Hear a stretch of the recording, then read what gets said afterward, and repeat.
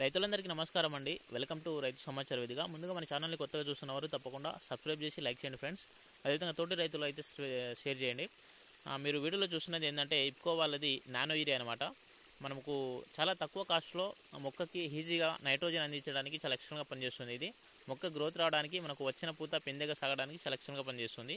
ఇది nano urea వచ్చేసి ఎకరానికి 500 ml స్ప్రే చేసుకోవాలి. చాలా తక్కువ కాస్ట్లో మనకు 200లో దొరుకుతుంది. ఇది మనకు ఏంటంటే మనము యూరియాని ఎక్కువగా భూమిలో చల్లుతూ ఉంటాము. తద్వారా ఏంటంటే మనకు విల్టు ప్రాబ్లము, అదేవిధంగా మనకు భూమి కూడా చౌడుబారిపోయి అట్లా అయిపోతుంది అనమాట. సో మనం తక్కువ కాస్ట్లో ఈ విధంగా పైన స్ప్రే చేసుకుంటే మొక్కకి ఈజీగా ఫాస్ట్గా అయితే నైట్రోజన్ అయితే అందియగలుగుతాము.